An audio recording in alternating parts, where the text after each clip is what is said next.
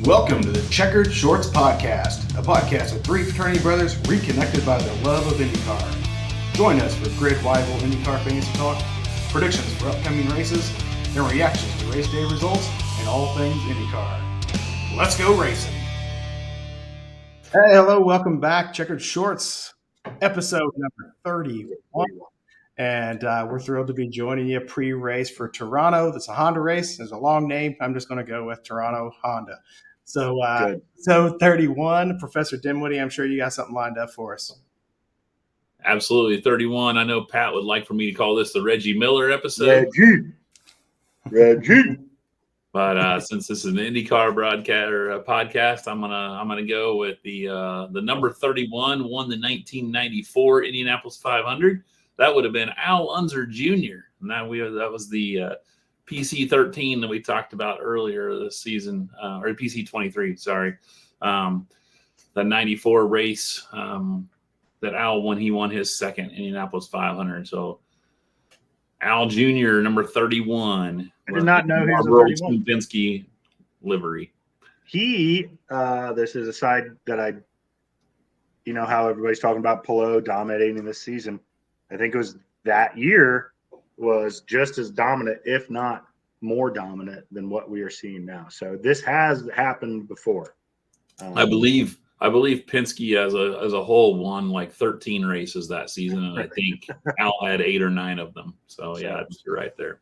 We are right on track, really close to this history mark of, you know, what Junior did and then what Palou is doing. So not unheard of what Palou is doing. It's, you know, I think we all like a little bit more drama, but it's been done before. So I did see Will Buxton say something about on his social media account about you should be joining in to watch this. It doesn't make it boring. It's making history. And, You know, why not watch it right now and say, how great is this guy, instead of watching it 10 years from now and saying, how great was that guy? And there's no reason to watch just because there is some dominance at the top. That dominance should probably be celebrated for whatever reason. They have got it completely tuned in where everyone else has been playing catch up from hell since 1st of May. And it's from top to bottom. You make a good point there. You know, the 2 other times that kind of a season has happened before, you mentioned Al Jr., but AJ Foyt and Al Unser Sr. Won 10 races apiece in their seasons. And back then that would have been celebrated. It wasn't something that was like, oh, it's boring because the same guy's winning. It was, hey, this is a dominant performance and we should celebrate that. So good point there. Yeah, and it's kudos to them. I mean, it's from top to bottom. It's to pit crew, it's to Barry, it's to Chip, and it's to Palou. But it's pretty uncanny to watch, and it's pretty special to watch. Again, I'm friends with one of the pit crew members, and I see him every Tuesday after the races at the gym, and he's like, "What do you think about that one?" I'm like, "It was pretty awesome." So he always has good stories and insights, and it's fun to hear those interpersonal connections that he has. He's growing a mustache, and he said Palou's like, nice mustache. So it's kind of cool just to hear inside stories over the weekends. But anyway, yeah.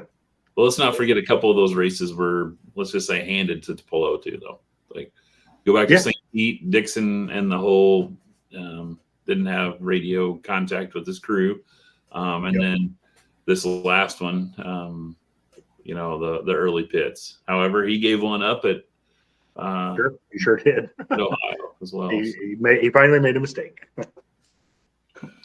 Yeah. So for me as a fan at this point, rather than looking at it from series standings, which is kind of it's fun too, but really I'm more invested in each race. And each race, even with Palou having such a dominant season, is competitive within the racing. There hasn't been any races where it's just like he pulls away and it's lap 15 and you're like, well, I guess I can flip it over to something else because there's still a lot of race happening and there's still people contending with him. I guess Mid-Ohio would have been the closest until he had that mistake. But every other race, they've been pushing him. Yeah, that's a good point. It's not like those dominant seasons in F1 that Lewis Hamilton or Max Verstappen had that, like when they took off at the beginning of the race, it was over and there was no reason to watch. Literally over. Like No, yeah, not a chance. They led every lap of every race. Right. Yeah. And by 20 seconds. Well, and the other thing about this dominance, I believe, is really a team dominance, because you got to say he's got the best strategist in the game right now, at least from watching these races, because several of them he has won on strategy alone. Yes, it's pretty unreal, the calls that they're making and the way that Plo can drive on these black tires, the way that these other guys are driving on the reds. Like they're not degrading, is that the right word? As much as you just drive it better. It's pretty unreal what he's doing. So, right. Kevin Lee though said, strategy becomes a lot easier when you're the dominant car, and Plo's the dominant car. So it's easy to make those strategy decisions when your car's the best one to start with. Yep, he's figured out the hybrid. Let's just put it that way. So does that lead us into power rankings, Keith? Since we're talking about Plo? Yeah, let's talk about power rankings. We just hit on number one. Since we know who number one is, can we start at number two? We're going to start at number 10. Yeah, start at 2. Let's start at 2. Yeah, let's move on. Yeah, with Plo obviously number 1. We did have some disagreement here last time out, but this time we got ourselves in line and everybody's moved Mr. Award up to number 2. So I'm glad you guys saw the light. hey, don't worry, because we got a street course coming, Keith. So he's jumping back down next week. He doesn't like that bumpy ride. He does not. No. Number 3, I was a little bit surprised here, but the Iceman, Scott Dixon, we all had at number 3. So that pulls him in at 3 on our list. Number 4, and it just hanging in there, is Kyle Kirkwood. He's still got those 3 wins on the year. We know he's a talented driver, but he had a rough weekend, but hangs in at number 4. Number 5 on our list, guy who's called him Mr. Consistency all season long. Marcus Armstrong moved up into the number 5 spot this week, followed closely by his teammate Felix Rosenquist. So as I look at that, I see, I think I see 5 Hondas in the first 6 there. So, which is curious. So those 2 come in at 5 and 6. At number 7, we hang in there with Christian Lundgaard. We differed a little bit on opinion here. Some of us had him higher, some of us had him lower. We'll see what the rest of the season holds for that young gun.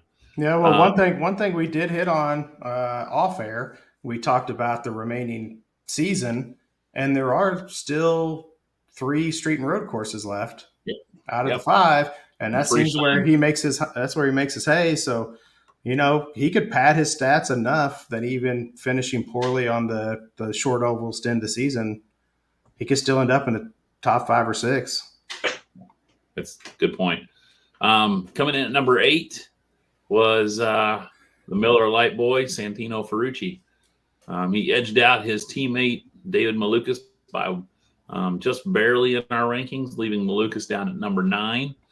And then number 10, there was a little difference between a couple of Penske drivers. The 2 of you had old Willie P in that top 10.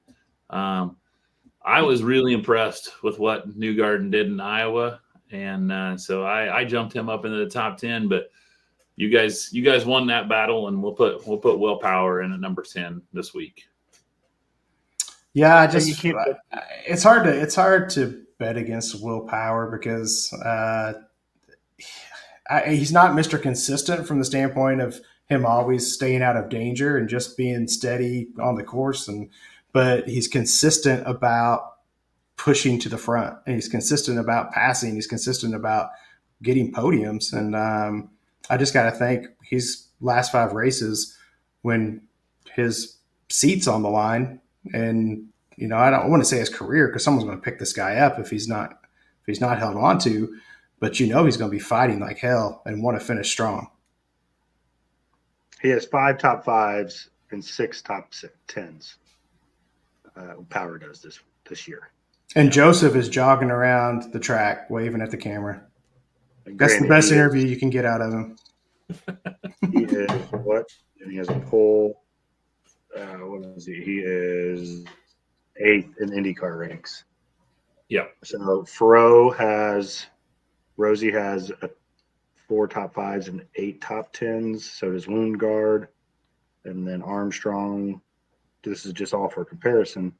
For power, Armstrong has 2 top 5s and 8 top 10s. So he's still producing, even having a crappy 500, getting wrecked in St. Pete, and having an engine blown or whatever the past 2 races. He's still producing.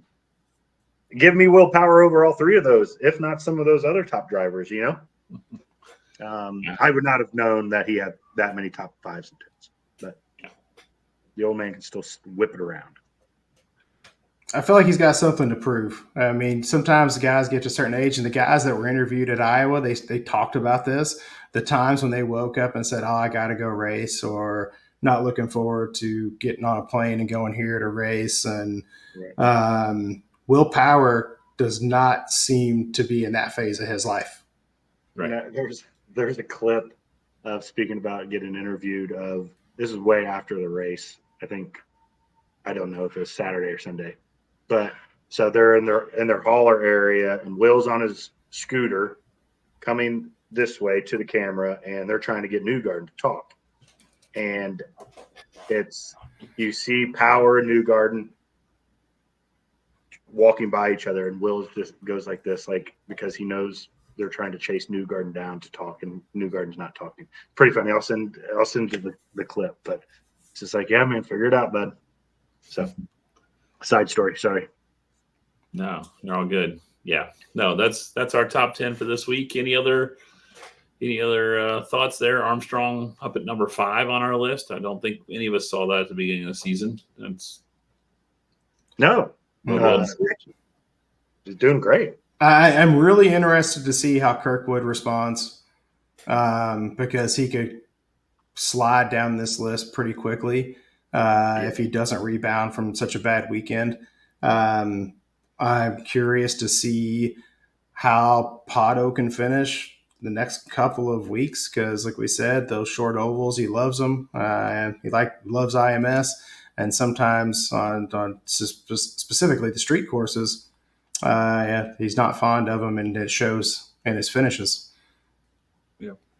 Just for curiosity's sake, I went and looked at the IndyCar app to see what their rankings were. Their top 3 were the same as ours. They had Marcus Armstrong actually up at number 4 and Kirkwood down at 5.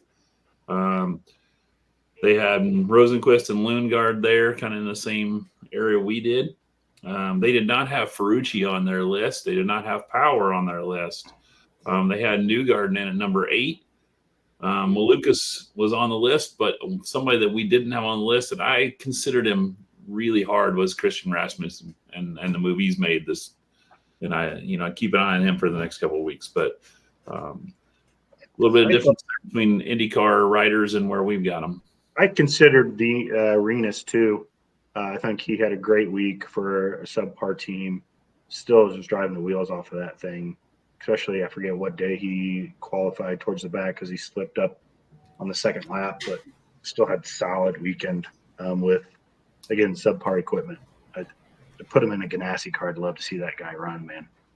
I don't think you're going to see that. I think you're going to see him in a coin car again next year. I agree. I don't know. Yeah, we can talk about this later, but the silly season, I don't know how much is going to change really, but for a different day, for sure. I think IndyCar might have a vested interest to be pushing Newgarden back up into their top 10 list, because to go from where he was at to 8. I mean, yeah, he looked good out on the track, but yeah, the finish on Sunday wasn't good. Where's he actually at? He is 14th. I mean, come on, you can't put him in 8th because he had a 2nd place and a 10th place earlier. I mean, put him at 11th maybe. He led over 300 laps this weekend. That's great. That's what he's supposed to do. He's been supposed to be doing this all year. So you can't put him at 8th, Kirk Cabin. It's because they spent all that money on those promos. Yeah, you're right. Yeah. So the clock is ticking. We're 5 races from this season being in the books. Unbelievable. And there's some people that really need to perform this weekend. Who do you got that you think just needs to go out and make sure they finish well I mean, you can't say anyone has to be shooting for number one, but they got to go out and have a good weekend. They can't be satisfied with finishing in the top 10. Andretti. Yeah. I'll take all three drivers. Marcus Ericsson hasn't shown up. Got bounced back. Herta's got to show something. This is a guy that finished second in points last year. He's got to show something. And we've said it before. I don't know how Marcus Ericsson could continue to be in an Andretti car if something doesn't turn around soon. And here's his opportunity because he's had success on the street courses actually this year, and we know how strong Andretti is on street courses. So I think that's who has to impress this weekend. Colton won it last year, I think, from the pole too. So he did. I think they ran 1-2, right? Wasn't it he and Kirkwood? I think so. So he knows how to whip it around here. That's Pat. I think Pato does. Pato's got a lot to produce. He won a race. He got the monkey off his back, so to speak. Let's see. He's won a few. I think we looked up road course races. St. Pete obviously was handed to him after the Newgarden, and then Belle Isle back in 2021, right? Didn't Woody? Yeah. So on the Hinch and Rossi podcast, he said he's like top 5. Now he doesn't need to win it. Can he win it? Of course, but he's like a top 5 would be a victory for me this week. So he admittedly saying on that same podcast, like, hey, I'm still learning this hybrid car, especially in qualifications, that it can't do what I told it to do before this hybrid. So he's like a top 5 will be a victory for me. So I think he needs it. He ran well. He ran well at Barber this year, but that's going to be a stark difference between the streets of Toronto. Go ahead. That's a pretty refined track. They got well maintained, sure. Very smooth, a little bit of elevation change. But you saw him at Detroit. You just know he just doesn't seem comfortable. He did have that bad wreck on one of the street courses last year where Ferrucci went for a Dukes of Hazzard right over his nose cone. So I don't know if that has anything to do with it or not. But he just admittedly, he'll say it was. Right, and that was the cool part about it. He was like, he's like, I'm not struggling, but he's like, I'm figuring this. He's like, just like a lot of these dudes, he's like, I'm figuring this thing out. And that's the challenge for me. And he says, it's still fun as hell, but he's like, I'm trying to figure this thing out. And so to not going to go out there and win the race, top 5 so he has some work to do, which is cool to hear. Yeah, so I'm just going to add Newgarden in that group because you can't come out at the place that you've had complete dominance and everyone will be like, he's right back. Well, The expectation, I mean, I remember going to the very first race and on the drive there you say, well, we'll be watching a different pack, see how the racing is back there behind Newgarden because he'll run away with it. He's the king of the corn. And so yeah, he looked good there this weekend. But why wouldn't he? That's the expectation. But if he's going to turn the season around, he's got to continue to produce from this point on. Otherwise, it's kind of a dumpster fire of a season for him. I mean, he set the standard for himself, and he's not meeting it. You have to produce to get everybody stop talking about you. He's won here. Looks like 17 and 15. It's been a while. Started on the pole in 18. So, I mean, he can scoot it around there. Obviously, those were different cars without the aero screen and the hybrid. But, again, I've said it the past 4 podcasts, arguably the second best driver in the circuit. He can still do it. Racing is a lot of things. Get to go your way, luck, all that other stuff. He's still a good driver. He's had just a lot more demons to battle this season for sure. So, Keith, I think that's probably the best one is Newgarden. And so, if you could have a wish for the finish of this race, who do you want to see come through? And maybe you don't have to say who's on top of the podium, but guys are going to finish strong, like you said. Those top 5 finishers. Is there any one particular or any couple particular guys you would love to see extend their streak of strong finishes? Give me Ferrucci, man. Kind of fallen off the past few races. Nothing crazy where he was finishing in those top 5s. there for those 2 or 3. I really loved on Saturday and Sunday in Iowa the Gold 14 just stood out to me. Santino's got a little bit better place in my heart since, and we heard him talk about the whole Miller Lite thing at his little Q&A. So that was pretty cool. He talked about how much pressure there was to catch that Miller Lite. Yeah. Throw me a water first. Yeah. That was pretty funny. Ferrucci's, who I'm eager to see. Again, I don't need to see him to win. It'd be really cool, but just get a top 3-ish, top 5-ish would be cool. See a race out of him on a road course again. A guy that's been strong here, solid here. I won't say strong because I can't think that he's been strong anywhere, but is Marcus Armstrong, and we know the season he's had. Could this be his breakout? Newgarden had got his first victory here in Toronto. Could it be Marcus's turn to turn the corner there? And then, personally, I know the championship is over. I get it. But I really want to see that tighten up. So a Kirkwood or Pato, win here with a Pelot, have Malukas run into the back of him again. I don't know, knock him out and, let's tighten that thing up a little bit. So that's what I'd like to see. Looking on the IndyCar app, Armstrong finished of a 5th last year and a 7th, 23. So you're surprised by that? Mr. Consistent. Just that's what's going to win him a race for sure. Well, I'm definitely a guy that throws all of my eggs into one basket, so I'm not going to go with the obvious because I'd be thrilled to see Pato get 2 victories in 3 races and tighten that gap and put some pressure on it, because I do think he's, number one, he's marketable. It's great for the sport, I think, if he's out front, even more so. But I'm going to go outside of that. I'd like to see Rosie pick up a victory. There's something about him that's kind of endearing to me. He doesn't look like the rest of the guys. He's just kind of a run-of-the-mill guy, and he just seems like a good-natured guy. I assume if you ask any racer, they probably all say, yeah, he's a great guy. He's not one of those guys who's polarizing at all. And I think it'd be fun to see his team and him get a victory. Could you imagine if that car pulls into victory lane, how nuts they would go?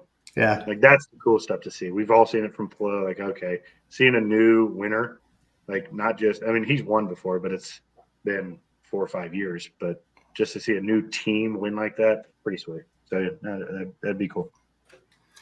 All right. So last thing I have on my list, Grid Rivals. The series may not be very tight with the racers, but between the folks on our Grid Rivals competition, our things are getting real tight. And I think, would you say the point separation of like the top 5, just a couple hundred? I think it's like 100. Oh, wow. Points. 160 points between first and fifth right now. Good. So I've made a comeback. Yours truly sits atop. He moved up. I think I moved up.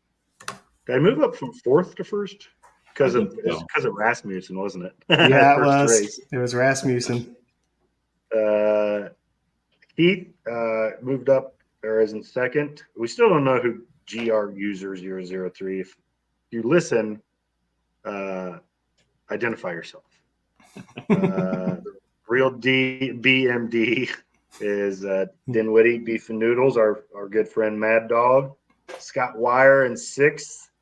And then Miss Braley, who got a late start, still holding down there in 7th, but is producing points, that's for sure.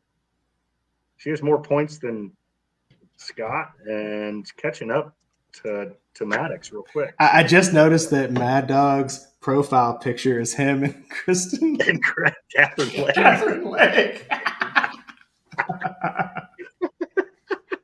I did not notice that either. That's really, really, really funny. I don't think she's smiling. No. We have a good reason probably why. Really funny. Yeah. Good performances this week by a bunch of us. I think we had some 800 pointers on Saturday and then back. Got me a free dinner. You did. I didn't get mine because we were trying to hustle back from Oh yeah, did we? Iowa. Yeah, we didn't stop for dinner, did we? Not No. really. We grabbed some Twinkies at the gas station. Yeah, gosh, sure. Yeah. Brian's go-to Twinkies and Cinnabuns, or not Cinnabuns. Honey buns? Gosh, big fan of honey buns right there. No, this is the Grid Rivals. It's way better than I was expecting. This is fun because we were just like, oh my gosh, like I'd have to hire 3 drivers, or I can't hire any drivers, and well, I can't hire him. So it does make it more interesting than just who do you want to pick. So I like interesting that you could pick up Joseph Newgarden this past weekend off the bargain bin, and you could make him your star driver and get double points. Yep. Was the key to victory. So no, and we're just talking about it and like who are we going to pick and all this other stuff. It got definitely more fun. It was kind of fun to have a little side wagering too. If you're close enough with the people and you're near them enough or get together. In our case, we didn't throw a bunch of money on it, but we said, hey, there's 4 of us here. We're going to be out at the restaurant and having several rounds.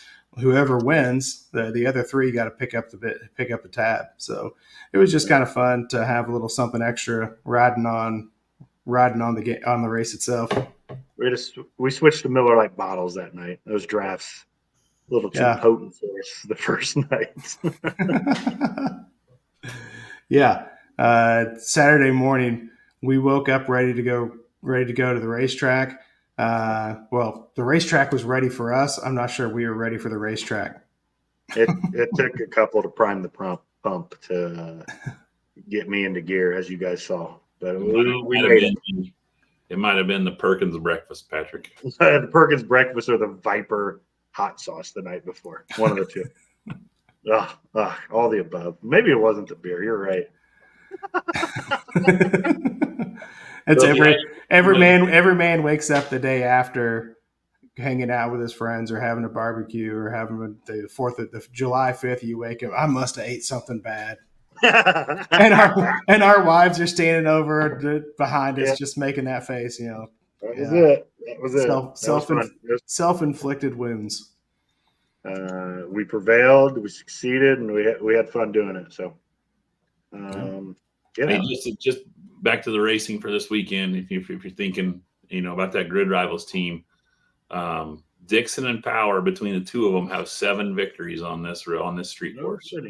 So keep that in mind. Well, I think it's going to be an entertaining race because there are some people that are fighting for a lot. Some of it's just to gain some respect and to prove to themselves what they can do. To others, it's trying to get out of that dumpster that's on fire. And then, you got the guys at the top that, the way they finish goes a lot into their ride, with not just from the team and their contract, but sponsorships. It seems we talked at the beginning of the season, all the trouble that some of these teams are going through with sponsorships. Well, and right now, there's not much of a competition for that leader circle. The top 22 in points, they get that $1 million bonus from IndyCar at the end of the season. There's not much of a difference, but let's say a Stingray Rob gets a top 5 somehow, in Toronto. Does that close that gap and put him up there? And then you got a battle, and that $1 million, that's why Connor Daly has a seat this year with Juncos, is because he came in and got them into that leader circle last year.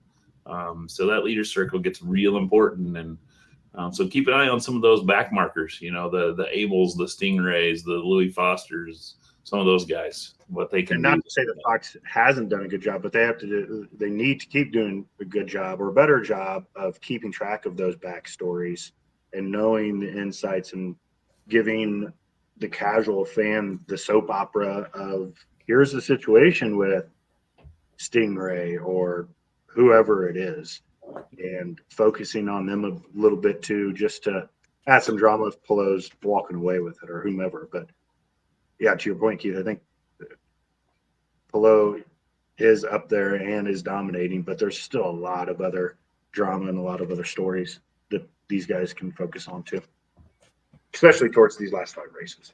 Yeah, this is when it really gets fun. And, Toronto is a tight course. And so if that 76 and that 14 are next to each other or within striking distance of each other, that could get real fun this weekend. So, yeah. Yep. All right. Well, I think that about wraps it up for episode 31. We're excited to be watching some racing from the comfort of our couch. I think maybe, in my opinion, the ovals are the best to go watch in person. You can see all the racing on all 4 turns. I don't know how much I'd enjoy a street course. There might be some events associated, but your limited viewing, I think it's probably a much better made for TV product. Yeah, we did have a suggestion from one of our listeners, Chris Tinky, reached out today and has suggested that he loves the podcast. And he loves that sometimes, he knows that we kind of get together and talk during races because we've mentioned that. But he said maybe we should throw a Google Meet up there as we're watching one of these races and invite some of our listeners to join us. Yeah. And how to have a Google Meet going as we're sitting on our respective recliners watching the race. I'm mad at that. I'd do that in a heartbeat. That was an interesting idea, something for us to consider. I told him it's not every weekend that the 3 of us are watching live, but right, that's true. on one of those weekends, maybe we can throw a meet link in there and all join into something like that. Yeah, for sure. I'd love it. Yeah, off camera, right? Off the recording though, right? I'm not posting that one. Right. Because sometimes when I watch the race, it's stuff I wouldn't want to air, Yeah. Get a little frustrated with a few things. So. All right. Yeah. Yep. Well, if we do that, we'll post it out on our socials. We'll get together and see if the 3 of us can. And yeah, it'd be fun to see some of the people that listen to the podcast and share some ideas and get to know them better. And we have a mid-season questionnaire, right? We're going to throw up there. We do have one we put together. We can throw it out there for people to fill out and see what their thoughts are.